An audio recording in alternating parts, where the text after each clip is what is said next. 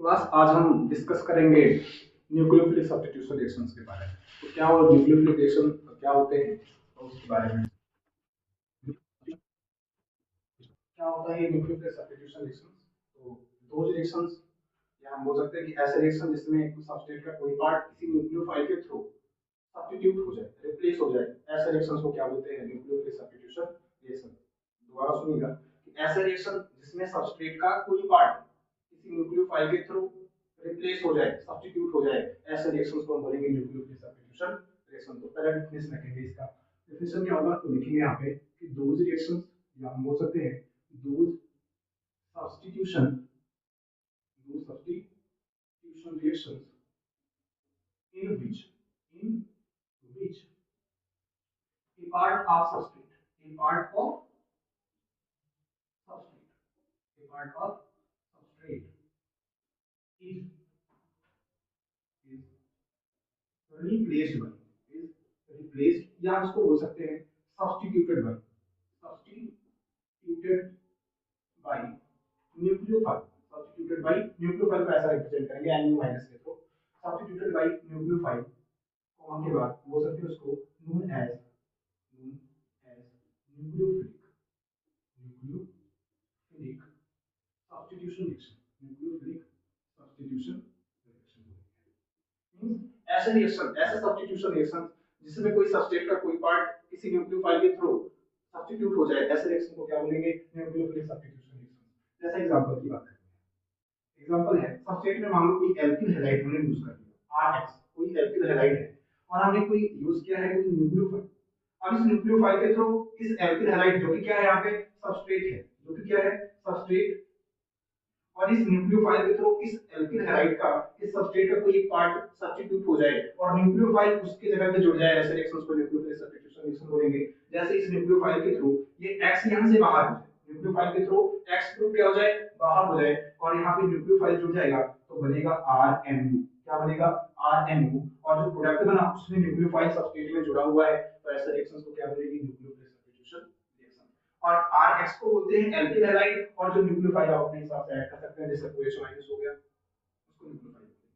ऐसे रिएक्शंस को क्या बोलते हैं न्यूक्लियोफिलिक सब्स्टिट्यूशन रिएक्शन। इसके मैकेनिज्म के बेस्ड पर, on the basis of the mechanism of substitution reactions, nucleophilic substitution reactions are of two types। दो तरीके से होते हैं nucleophilic substitution reactions। पहले की बात करेंगे, अब हम टाइप्स की बात करें तो किसके बेस पे हम टाइप्स की बात करेंगे, तो आप लिख सकते हैं कि on the basis of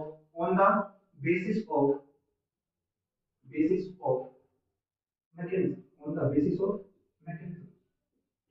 क्योंकि अब देखिए आधार पर जो न्यूक्लियोफिलिक सब्स्टिट्यूशन रिएक्शन होता है वो दो तरीके से होते हैं, पहला और दूसरे की बात करेंगे। तो पहले को बोलते हैं हां एक पॉइंट और यहां पे कि जो भी न्यूक्लियोफिलिक सब्स्टिट्यूशन रिएक्शंस होगा उसको हम रिप्रेजेंट करेंगे तो Sn के थ्रू रिप्रेजेंट करते हैं। इसके थ्रू रिप्रेजेंट करेंगे Sn के थ्रू हम न्यूक्लियोफिलिक सब्स्टिट्यूशन रिएक्शन ऐसा लिख देंगे, उससे हम रिप्रेजेंट करते हैं। दूसरा point on the basis of mechanism, आप कह रहे हो कि Sn रिएक्शन को हम दो तरीके से क्लासिफाई करेंगे। पहला जो होगा उसको हम बोलेंगे SN1, क्या बोलते हैं इसको SN1, और दूसरे को बोलते हैं SN2। इसका मतलब क्या है, तो बात करते हैं कि SN1 रिएक्शंस क्या होते हैं और SN2 रिएक्शंस क्या होते हैं। एक एक का हेडिंग बनाएंगे और उसको समझते चलेंगे, ठीक है। आपको स्क्रीनशॉट लेना है, आप ले सकते हैं अभी। सो अब हम बात करेंगे SN1 रिएक्शंस के फुल फॉर्म की बात करेंगे। तो फुल फॉर्म इसको बोल सकते हैं हम न्यूक्लियोफिलिक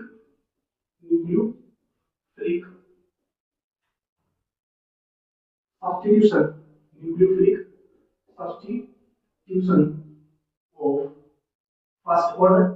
क्या बोल सकते हैं nucleophilic substitutions of first order, या आपने बहुत जगह पढ़ा होगा इसका दूसरा नाम क्या है, तो यूनिमॉलिक्यूलर न्यूक्लियोफिलिक सब्स्टिट्यूशन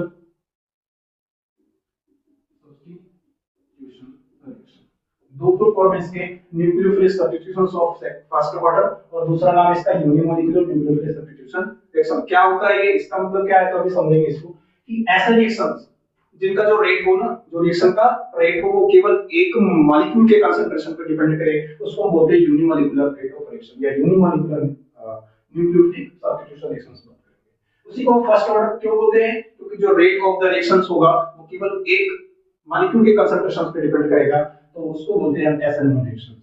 होगा क्या ये कि इस रिएक्शन में हम कोई एल्किल हैलाइड का यूज करते हैं, किसी भी किसका यूज कर सकते हैं हम, एल्किल हैलाइड, और हम एल्किल हैलाइड की जगह पे आर सी और एस यूज करते हैं। थियोरेटिकली एल्किल हैलाइड है अपने पास, ये कोई R1 है, R2 है और R3, ये सेम भी हो सकते हैं, डिफरेंट भी आप यूज कर सकते हैं। एक्स को हम कोई भी हैलोजन ग्रुप मान सकते हैं, कोई भी अच्छा लिविंग ग्रुप मान लेंगे। तो क्या है ये 3 degree alkyl halide, 3 degree alkyl halide का मतलब Rx को क्या बोलते हैं, एल्किल हैलाइड। और जब जिससे हैलोजन अटैच है, ऐसा कार्बन जिससे हैलोजन अटैच हो, वो कार्बन डायरेक्टली अगर 3 कार्बन से अटैच है तो इसको हम बोलेंगे 3 डिग्री, ऐसे कार्बन को क्या बोलते हैं 3 डिग्री। तो ये 3 डिग्री और Rx को एल्किल हैलाइड बोलते हैं, तो ये क्या है 3 डिग्री एल्किल हैलाइड है। जब आप 3 डिग्री एल्किल हैलाइड का रिएक्शन किसी न्यूक्लियोफाइल के थ्रू करवाते हैं, इसके साथ रिएक्शन करवाएंगे, तो किसी न्यूक्लियोफाइल के साथ जब आप 3 डिग्री एल्किल हैलाइड का रिएक्शन करवाओगे तो होगा क्या कि इसमें, क्योंकि अभी आपने पढ़ा है सब्स्टिट्यूशन रिएक्शन में, न्यूक्लियोफिलिक सब्स्टिट्यूशन रिएक्शन में कि X हमारा बाहर हो जाएगा, और X जब बाहर होगा तो इस कार्बन के साथ जुड़ेगा क्या Nu, क्या जुड़ेगा Nu, और यहाँ पे R2 और सॉरी R3 R2 और यहाँ पे क्या प्रेजेंट होगा R1, और यही आपका क्या होगा, यही आपका क्या होगा, क्या हुआ है तो X सब्स्टिट्यूट हुआ है इसके थ्रू, इस न्यूक्लियोफाइल के थ्रू। Rx ये क्या है हमारा, तो इसको हम बोल सकते हैं ये है हमारा सबस्ट्रेट, क्या है ये सबस्ट्रेट है, और ये क्या है, ये है न्यूक्लियोफाइल, न्यूक्लियोफाइल, और ये क्या है बन रहा अभी प्रोडक्ट बन रहा है। अब बात करेंगे इसके आगे की कैसे इसका मैकेनिज्म कैसा लिखेंगे आप, तो मैकेनिज्म की बात करेंगे कि SN1 रिएक्शन का मैकेनिज्म और अबाउट कुछ पॉइंट लिखेंगे SN1 के बारे में, कौन कौन से पॉइंट है जो आप SN1 में लिख सकते हैं, बात करते हैं उसकी, समझ में आ रहा है सभी को।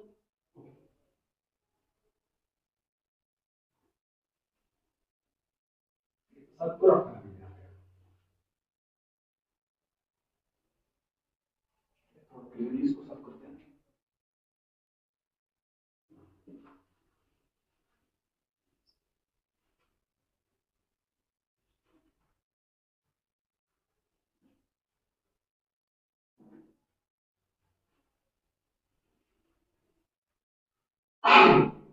तो मैकेनिज्म की बात में कुछ पॉइंट को लिखेंगे, जैसे पहला पॉइंट लिखेंगे इसके बारे में कि जो SN1 रिएक्शन होगी ना, जितने भी SN1 रिएक्शंस होते हैं तो हम बोल सकते हैं कि वो टू स्टेप रिएक्शंस होते हैं। कितने स्टेप होंगे, two step reaction, two step reaction, कितने स्टेप में वो रिएक्शन पूरा कंप्लीट होगा, तो टू स्टेप में। अगला पॉइंट क्या लिख सकते हैं, टू स्टेप रिएक्शन होगा, जो इंटरमीडिएट ऑफ द रिएक्शन होगा, क्या लिखेंगे intermediate, intermediate of the reaction, जो इंटरमीडिएट ऑफ द रिएक्शन होगा। इंटरमीडिएट क्या होते हैं, जब कोई रिएक्शन प्रोसीड हो रही हो तो रिएक्टेंट से प्रोडक्ट बनने के बीच में वो शॉर्ट लिव्ड स्पीसीज जो फॉर्म होगी उसी को हम क्या बोलते हैं, इंटरमीडिएट बोलते हैं। जैसे कोई रिएक्टेंट से क्या बना है प्रोडक्ट, और इस रिएक्टेंट से प्रोडक्ट बनने के बीच में जो बनता है उसी को हम इंटरमीडिएट बोलते हैं। ठीक है, क्या होती है रिएक्शन स्टार्ट होने के बाद और प्रोडक्ट बनने से पहले ही इंटरमीडिएट खत्म हो जाता है रिएक्शन में। ठीक है, तो हम क्या बात कर रहे हैं दूसरा इसका कि जो इंटरमीडिएट ऑफ द रिएक्शन होगा वो होगा कार्बोकेटायन। क्या होगा इसमें, कार्बोकेटायन, मींस SN1 रिएक्शन में कार्बोकेटायन बनेगा एज अ इंटरमीडिएट। कार्बोकेटायन का मतलब कि आप देखेंगे कि कार्बन के ऊपर आपको प्लस साइन मिलेगा, कार्बन के ऊपर कौन सा साइन होगा, तो प्लस साइन होगा, और इसको हम बोलेंगे क्या कि कार्बोकेटायन है। क्या है ये, कार्बोकेटायन। तीसरा पॉइंट क्या लिखेंगे इसके बारे में, तो तीसरा हम लिख सकते हैं इसमें तो इसका रिएक्शन हो गया, इंटरमीडिएट ऑफ द रिएक्शन हो गया कार्बोकेटायन, जो प्रोडक्ट बनेगा configuration of product, configuration of product, configuration of product वो होगा क्या, बेसिकली SN1 की बात करें अगर तो रिटेन प्रोडक्ट बनते हैं, ऐसे प्रोडक्ट बनेंगे तो रिटेन, रिटेन प्रोडक्ट बनता है। रिटेन प्रोडक्ट का मतलब, रिटेन प्रोडक्ट का मतलब ये कि जिधर से लिविंग ग्रुप निकलेगा, जिधर से लिविंग ग्रुप निकलेगा उधर से ही अटैच हो जाए किसका, न्यूक्लियोफाइल का। जिस साइड से X ग्रुप बाहर हो रहा है उसी साइड से हमारा न्यूक्लियोफाइल यदि अटैच हो रहा है तो उसको बोलते हैं कि retain in the product, retention आ रहा है, रिटेंशन आ रहा है। तो बात करते हैं कि रिटेन हो गया प्रोडक्ट। अगला पॉइंट क्या लिखेंगे हम, चौथा कि रिटेन प्रोडक्ट और इन्वर्टेड प्रोडक्ट दोनों बन सकते हैं। तो होगा क्या इसमें, क्या हो सकता है कि इस रिएक्शन में SN1 के केस में आपको एक रेशनिक मिक्सचर प्राप्त होगा। आपको कौन सा रिएक्शन प्रोडक्ट में क्या प्राप्त होंगे, तो रेशनिक मिक्सचर प्राप्त होगा, यानी retained and inverted product both are present. Retained and inverted, inverted product मिलेंगे आपको, रिटेन्ड और अगला पॉइंट क्या लिख सकते हैं इसमें कि इंटरमीडिएट हो गया ये रिटेन और इन्वर्टेड प्रोडक्ट हो गया, फुल स्टेप रिएक्शन है। आगे की बात करते हैं मैकेनिज्म। आगे किसकी बात करेंगे? मैकेनिज्म। हाँ, तो चौथा चलो बात ही कर लेते हैं कि जो रेट होगा इस रिएक्शन का, रेट वो केवल और केवल रेट के इक्वल टू, हमने पढ़ा होगा कि केवल कंसंट्रेशंस ऑफ एल्किल हैलाइड पे डिपेंड करेगा, not of nucleophile. Alkyl halide के ऊपर एक इसलिए लिखा क्योंकि फर्स्ट ऑर्डर के लिए लिखते हैं आप कि कंसंट्रेशंस ऑफ एल्किल हैलाइड की पावर 1, इसका मतलब कि फर्स्ट ऑर्डर रिएक्शन है। अगला आप क्या कर सकते हैं, इतना करने के बाद अब आप मैकेनिज्म की बात करते हैं, क्या कैसी होगी मैकेनिज्म SN1 की, तो मैकेनिज्म की बात करेंगे। ओके, इसको पहले होगी इसका अभी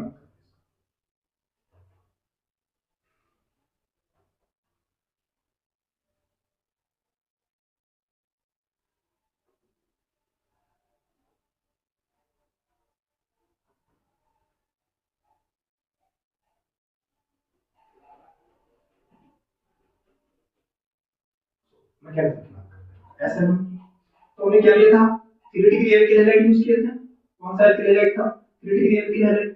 इधर x इधर R1 R2 R3 ले लिया और यहाँ पे कोई क्या है न्यूक्लियोफाइल, जिसके ऊपर कौन सा साइन होगा? नेगेटिव इलेक्ट्रॉन रिच होगा। ये क्या होगा? Electron rich. और ये प्लस में मींस कि आप सबस्ट्रेट को रिएक्ट कर रहे हैं न्यूक्लियोफाइल के साथ।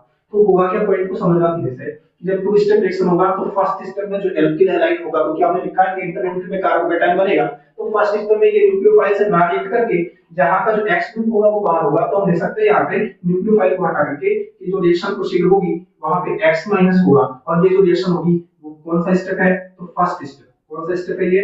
फर्स्ट स्टेप में क्या होगा कि removal of leaving group. Removal of leaving group, यदि लिविंग ग्रुप बाहर निकल गया, एक्स ग्रुप बाहर निकल गया, तो क्या बचेगा?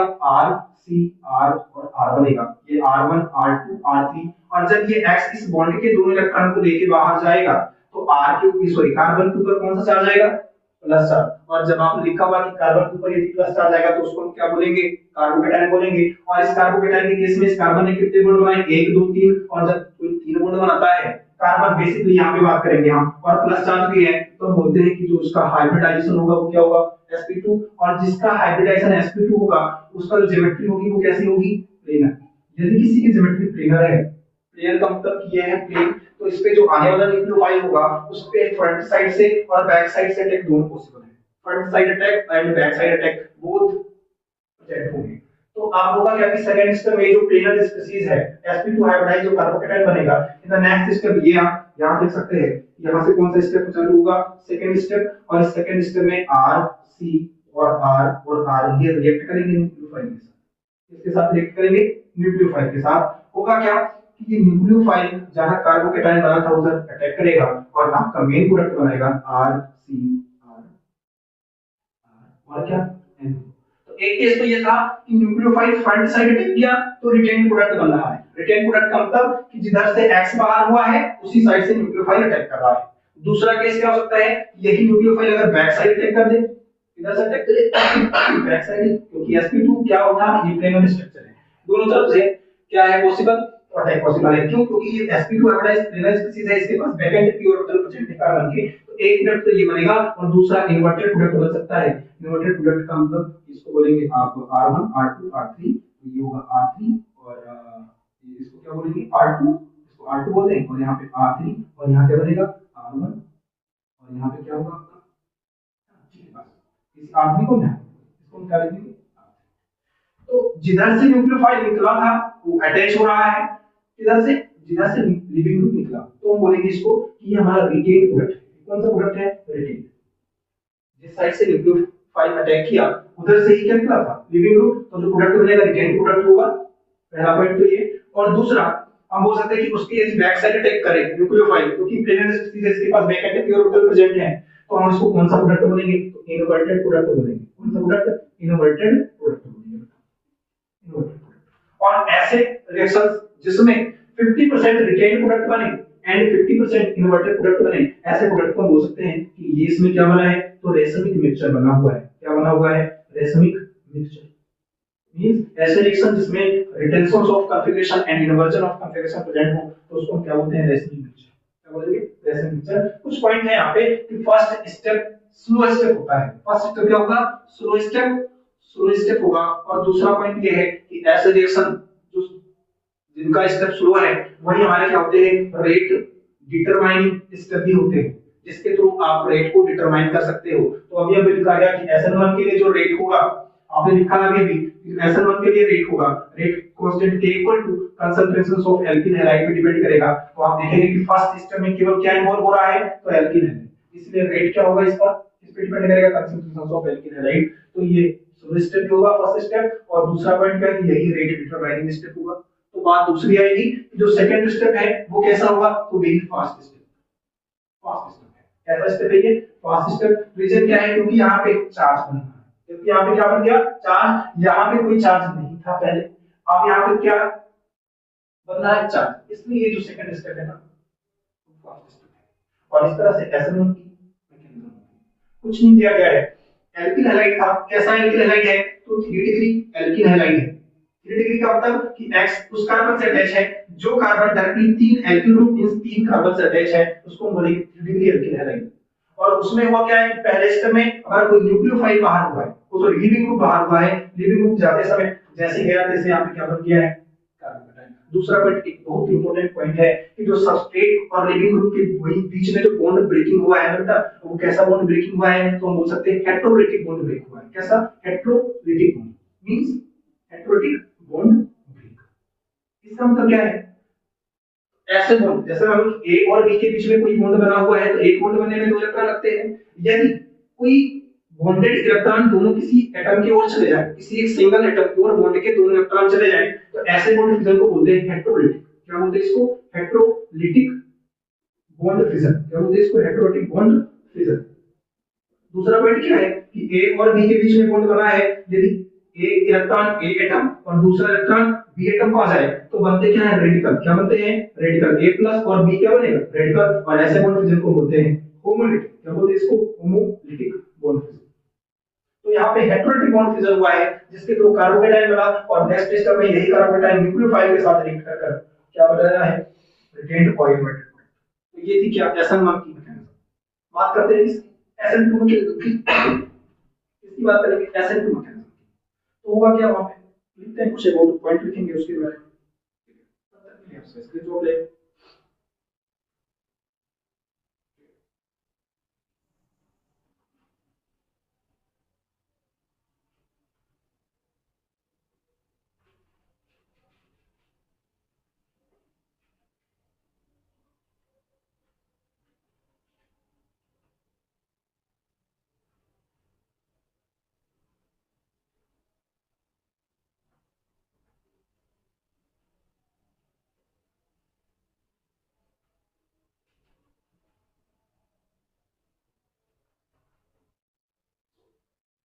कुछ पॉइंट है बेटा जो अभी SN1 के बारे में लिख रहे हैं, कुछ पॉइंट है जो किसके बारे में लिखेंगे, अभी SN1 रिएक्शन के बारे में।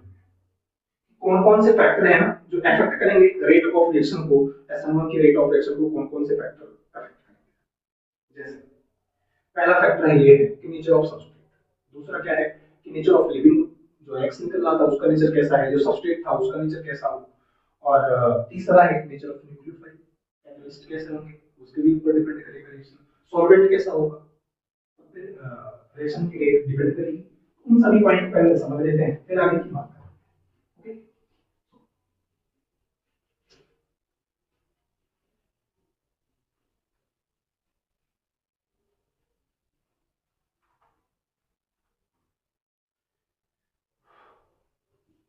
लिखेंगे factor which affect the rate of reaction.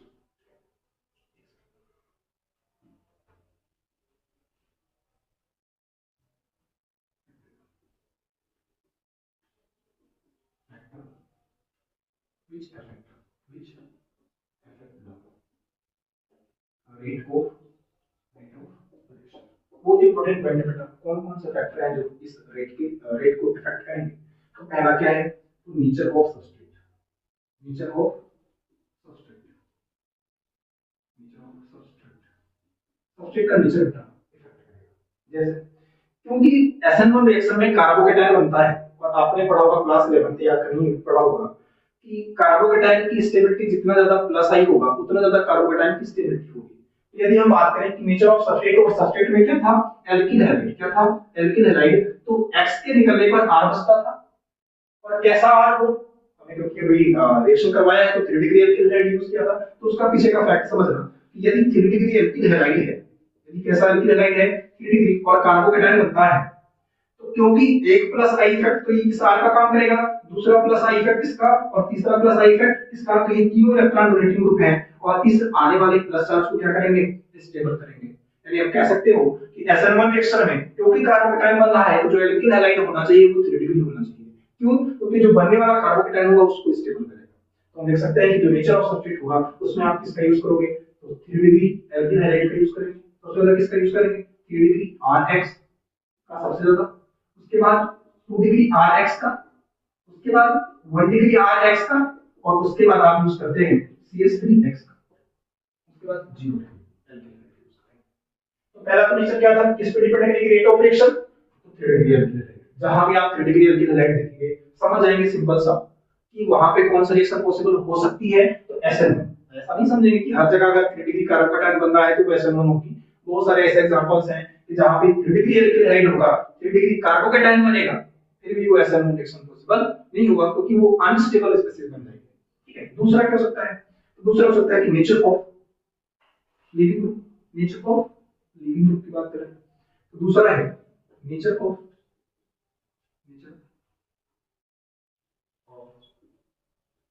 Living leaving group का मतलब कि वो ग्रुप जो सबस्ट्रेट से अलग हुआ, एक्स की बात हो रही है, नेचर ऑफ लिविंग ग्रुप। तो इसका नेचर कैसा हो, तो साइज में यदि वो बड़ा है उसकी इलेक्ट्रोनेगेटिविटी थोड़ी कम, साइज बड़ा, कार्बन से साइज उसका कंपेयर में बहुत बड़ा हो, तो हम सिंपल से उसको निकाल सकते हैं। जैसे अगर आप बात करें आयोडीन की, तो आयोडीन की साइज सबसे बड़ी है, दोबारा किसकी फिर है ब्रोमीन, फिर किसका है क्लोरीन और फिर किसका है क्लोरीन। तो यदि वो एक्स की जगह पे आयोडीन हो या ब्रोमीन हो तो इन दोनों के केस में जो रेट ऑफ रिएक्शन होगा वो वेरी फास्ट होगा। कैसा होगा, वेरी फास्ट। बहुत अच्छे गुड लिविंग ग्रुप है, बहुत अच्छे लिविंग ग्रुप है कौन, आयोडीन एंड ब्रोमीन। अगर आप क्लोरीन का यूज कर रहे हैं उसमें तो मॉडरेट रिएक्शन होगी, कैसे रिएक्शन होगी, मॉडरेट। और फ्लोरीन के केस में बताना स्लो रिएक्शन से, फ्लोरीन के केस में स्लो रिएक्शन रहेगा।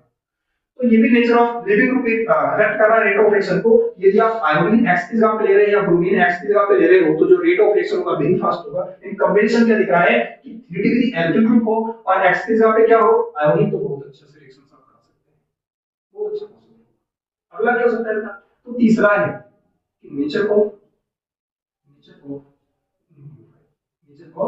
न्यूक्लियोफाइल कैसा हो। तो न्यूक्लियोफाइल वैसे भी बात है क्योंकि आपको एक्स को हटाना है तो एक्स से ज्यादा स्ट्रांग हो, क्योंकि जब किसी का बॉन्ड तोड़ना है मींस एक्स को आपको बाहर करना है इस रिलेशन से, एल्किल हैलाइड के रिलेशन से, तो जो आने वाला न्यूक्लियोफाइल होगा उसके अंदर पावर तो होनी चाहिए, पावर होगी तो आप एक्स को सिंपली आसान से क्या कर सकते हैं, हटा सकते हैं। तो जो नेचर ऑफ न्यूक्लियोफाइल होगा वो हमारा स्ट्रांग न्यूक्लियोफाइल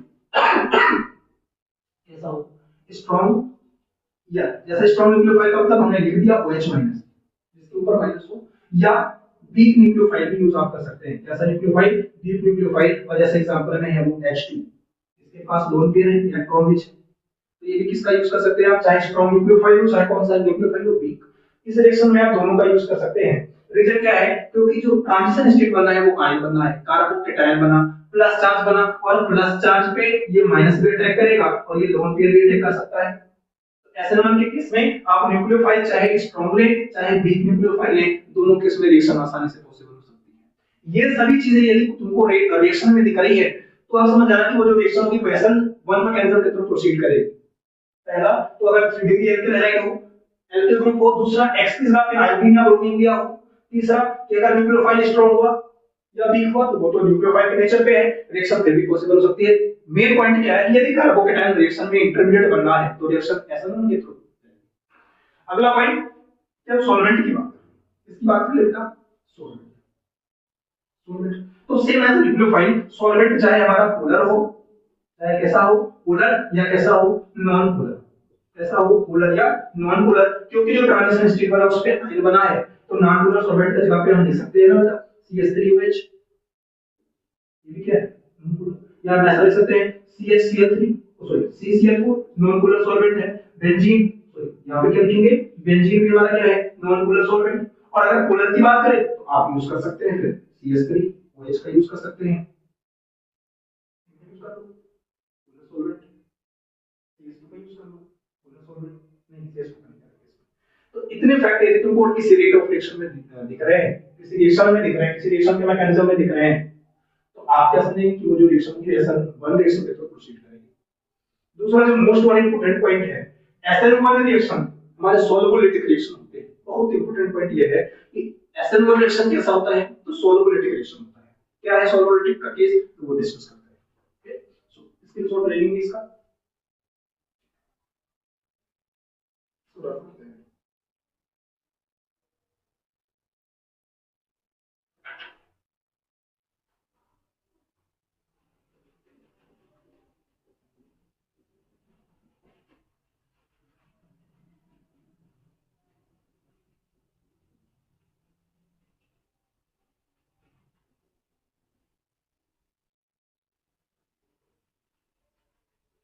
ठीक है। तो ये फैक्टर हो गया इसका, factor which rate of reaction, तो ये पॉइंट हो चुकी है।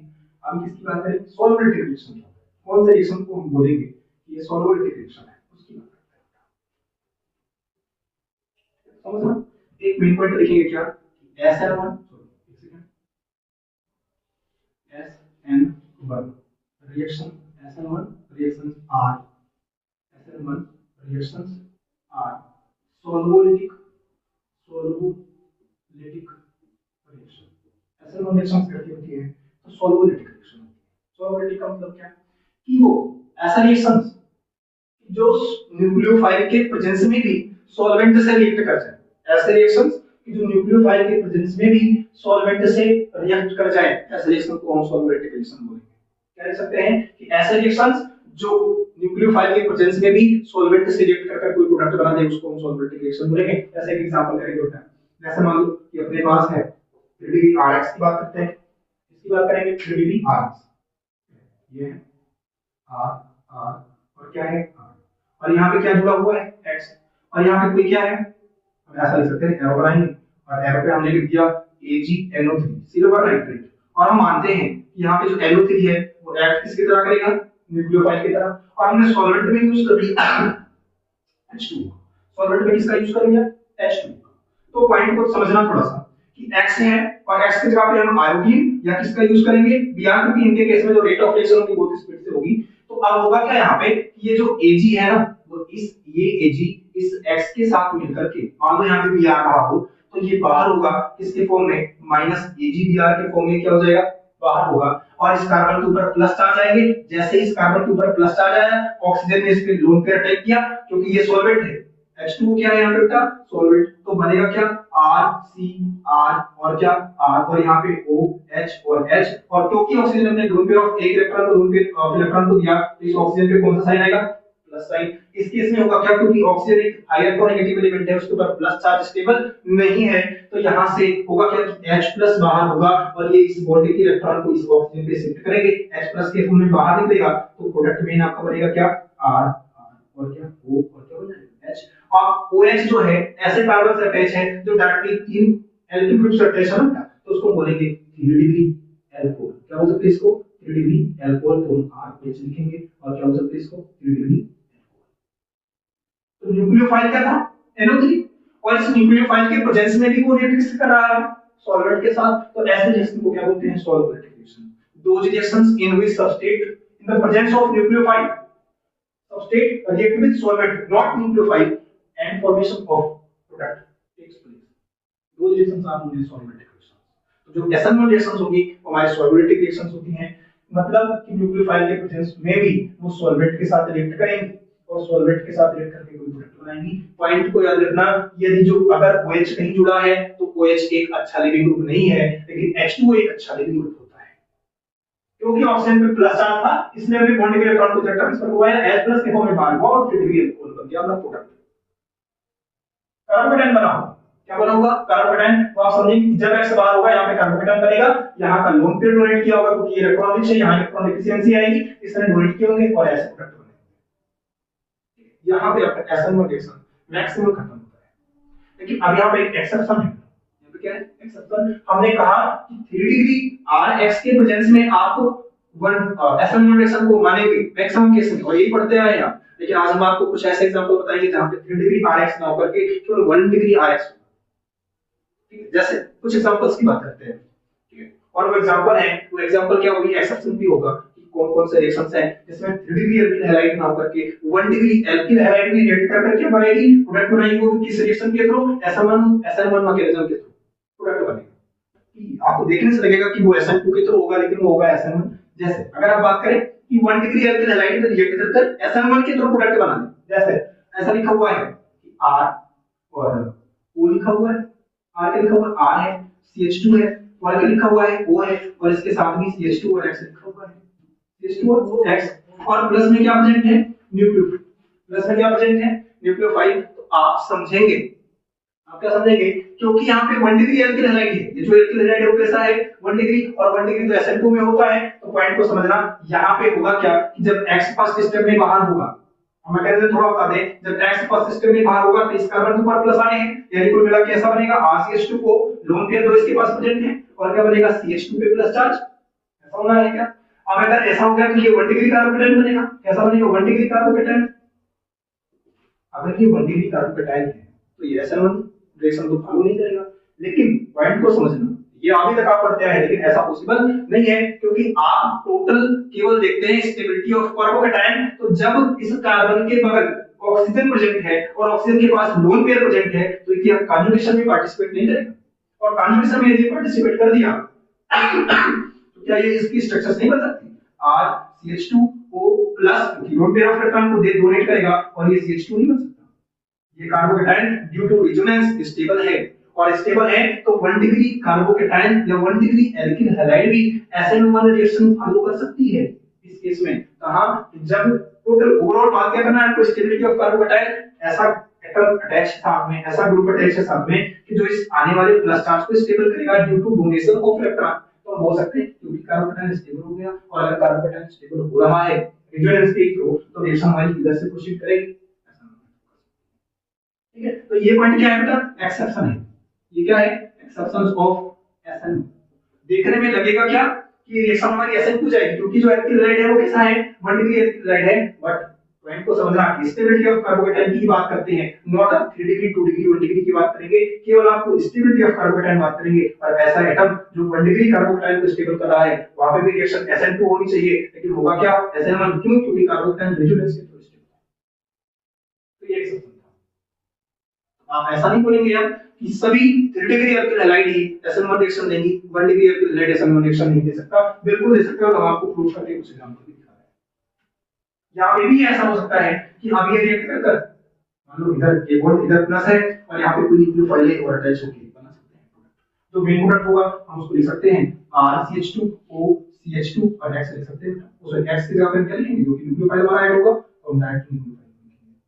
तो दो प्रोडक्ट बनेंगे, इन्वर्टेड और रिटेन्ड प्रोडक्ट। तो ये समझना कि 1 डिग्री एल्किल हैलाइड के केस में पॉइंट क्या है कि 1 डिग्री एल्किल हैलाइड के केस में भी SN1 रिएक्शन प्रोसीड हो सकती है, रीजन क्या है बेटा, क्योंकि stability of due to stable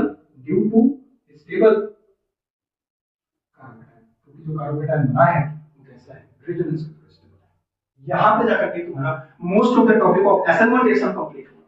अब बात करेंगे SN2 रिएक्शन की, और जिसकी आप नेक्स्ट वीडियो में उस लेक्चर को देखेंगे। So thank you.